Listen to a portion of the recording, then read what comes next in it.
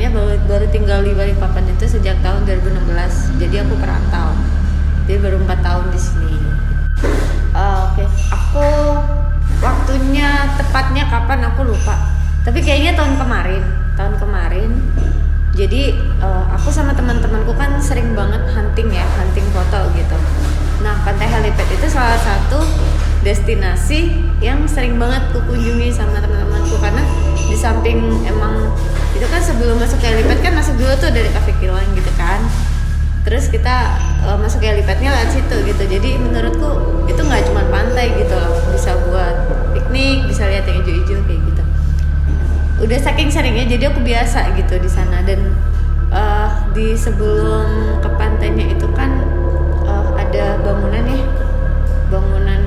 yang sudah nggak dipakai dan udah rusak menurutku. Aku pernah sih masuk di dalamnya, diajak teman, dan jujur emang merinding gitu. Tapi aku nggak pernah mikir yang macem-macem gitu, karena udah biasa ngalamin hal kayak gitu. Jadi ya udahlah gitu, wajar gitu, karena tempatnya udah nggak pernah dipakai kan, pasti udah dipakai untuk tempat, maksudnya pasti ada yang unik kayak gitu.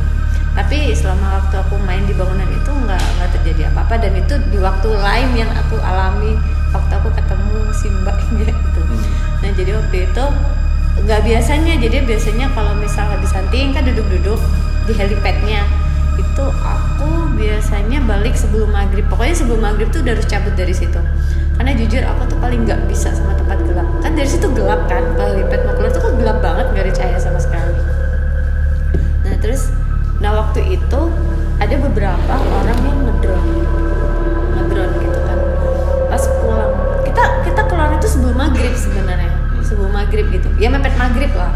Nah anak yang ngedrone itu kehilangan apa gitu loh. Kebetulan aku sama rombongan kan cowok semua nih, aku cewek sendiri gitu. Mereka bantuin nyari. Dan itu nggak tahu kenapa lama banget, dan nyarinya itu di sekitar jalan kan, habis helipad kan turunan kan rumput-rumput tuh. Nah sampai yang mau pintu kan rumput-rumput turun kan. Nah ini bangunannya sebelah sini, ini kan jalanan, ini yang pintu keluarnya. Di daerah sini mereka nyarinya, otomatis pandangannya ke rumah itu gitu, ke bangunan itu. Nah awalnya sih aku sebenarnya aku nggak tahu ya, mungkin hari itu juga aku lagi nggak fit, mungkin karena lapar atau apa, aku juga nggak tahu. Cuman jadi pas mereka lagi nyari tuh udah gelap gitu, pokoknya tiba-tiba udah jam 6 lebih gitu, udah mau 6:30 itu gelap, nggak tahu gelap banget. Dan aku tuh bener-bener paling, bukan takut sih, tapi emang bener-bener paling nggak bisa sama namanya gelap. Jadi kayak tuh aku tuh kayak langsung sendirian, terus kayak yang ada di sekitar yang tadinya nggak kelihatan tuh jadi kayak kelihatan semua gitu. Nah itu tuh udah yang udahlah gitu, aku coba ikut nyari, cuman sebenarnya pikiran dan perasaan tuh kan udah nggak tenang duluan gitu. Nah pas udah mulai agak maju itu kan jadi kayak menelusuri kan nyarinya itu. Pas udah mulai agak maju nggak tahu kenapa aku tuh mataku tuh kayak pengen ngeliat misalnya bangunannya gitu, ke arah bangunan itu. Iya, dan tuh ke atas gitu. Sedangkan aku tuh nggak pernah ngeliat yang ke arah atas gitu. Maksudnya aku paling ngeliat yang di sebelah sini gitu kan, yang di bawah itu langsung ke atas gitu loh. Dan aku kan nggak tahu persis ya bentuk atasnya tuh kayak apa, tuh nggak tahu persis gitu. Terus tiba-tiba tuh nggak tahu, merinding aku. Jadi waktu itu aku tiba-tiba ngeliat ke atas gitu, itu nggak tahu, aku nggak tahu persis itu ada jendela atau enggak, tapi aku tuh ngerasain pokoknya di jendela itu, di kotakan itu merinding banget. Itu kelihatan kepalanya aja kayak keluar gitu, nah kayak nongol gitu dari jendela gitu, tapi dia melotot banget, bener-bener matanya tuh bener langsung keluar gitu. Rambutnya panjangnya agak keluar gitu, rambutnya panjang, nggak terlalu panjang sih rambutnya, nggak terlalu panjang, acak-acakan. Gantung gitu mbak ya? Iya, orang gini loh. Jadi itu cuma kepala doang? Apa? Kepala doang, jadi kayak keluar dari, nggak tahu. Cuman kan aku mikirnya ya orang kayak ngintip gitu kan, otomatis kayak kelihatan segini doang gitu kan. Tapi itu kayak rambutnya tuh karena udah gimbal banget, kayak rambut gimbal gitu, acak-acakan banget. Jadi dan itu gelap kan, jadi nggak terlalu jelas, cuma yang jelas matanya itu melotot, terus kelihatan otot-otot matanya gitu. Nah jelas banget ya kelihatan. Nggak tahu ya, aku sih ngerasainnya jelas banget sampai aku tuh kaget gitu. Aku karena udah biasa maksudnya, jadi sebenarnya sih kalau takut enggak juga, kaget gitu kan, kok tiba-tiba ada gitu. Nah aku setelah kejadian itu, setelah itu kan teman misalkan kaget gitu, nggak tahan nggak boleh takut gitu. Aku tuh sering kayak pokoknya nguatin diri gitu. Pokoknya kalau misalnya ngeliat kayak gitu itu kan nggak nyata gitu kan, emang mereka ada tapi kan nggak nyata, ya udah gitu, kita nggak usah takut kayak gitu loh, karena di ajaran agama kan juga gitu kan, ya udah kita nggak usah takut. Dan aku ngeliat yang kayak begituan kan sering banget gitu, jadi oh ya udah kaget. Tapi kelemahanku itu di saat aku udah ngeliat kayak gitu dan aku merasa energiku tuh diserap sama dia. Sama yang sosok kepala. Jadi dia itu cewek ya? Cewek. Karena rambutnya panjang, jadi aku bajunya mungkin Mbak Kunti. Nggak kelihatan, bener kayak cuman kepala nongol gitu loh. Kuntilanak kah? Kayaknya sih Mbak Kunti kayaknya loh ya. Kuntilanak atau Kuyang, soalnya kepalanya doang.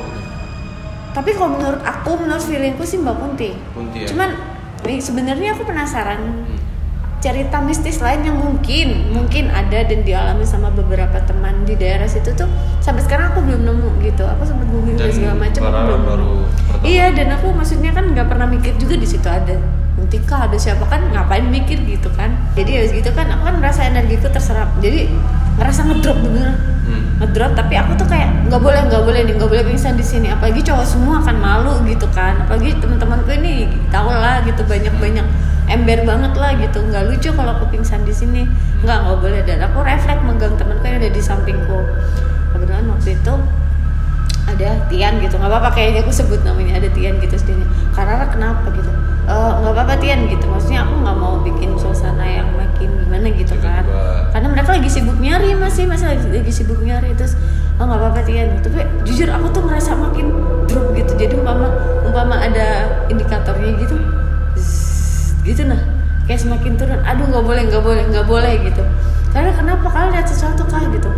Enggak gitu, aku bilang kayak gitu. Cuman secara nggak aku sadari peganganku ke bajunya Tian ini makin kenceng, jadi dia tuh kayak wah Karara ini pasti ngeliat sesuatu kayak gitu, dia tahu aku gitu. Terus habis gitu nggak apa-apa Tian gitu, aku bilang kayak gitu. Tapi nggak lama aku benar-benar nggak mau ngeliat kesana lagi, karena ya aku pasti tahu akibatnya, entah makin ngedrop atau langsung pisan atau apa. Cuma semakin aku nguatin diri aku, semakin aku drop gitu. Nah maksudnya gini, udah jangan ngapain sih pingsan kayak gitu loh. Di sisi lain diriku nih, ngapain sih kayak gitu aja pakai pingsan nggak gitu. Tapi di sisi lain tuh makin kayak melemah gitu. Terus nggak lama, brak. Itu kalau ku inget wajah mbaknya tuh bener serem banget.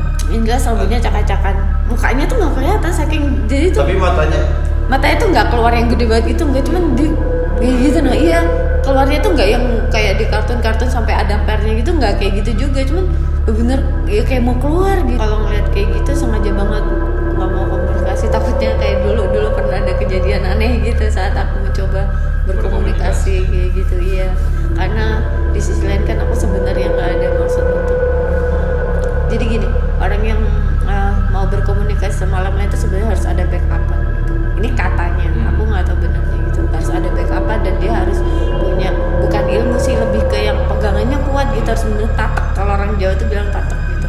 Nah aku pribadi tuh sebenarnya aku nggak percaya aku bisa ngeliat begituan, nggak percaya gitu. Cuman di sisi lain sering banget gitu, kenapa sih mesti lihat? Kesanku sih emang kalau apalagi bangunan itu kan kayak udah lama gitu, mending maksudnya kalau mau main-main di sana nggak usah deh gitu. Karena gimana pun juga bangunan yang emang udah rusak terus udah lama nggak ditempatin, itu pasti ada penunggu tetapnya di situ. Dan kalau misal mereka nggak suka terus tiba-tiba terjadi apa-apa, itu nggak menutup kemungkinan gitu.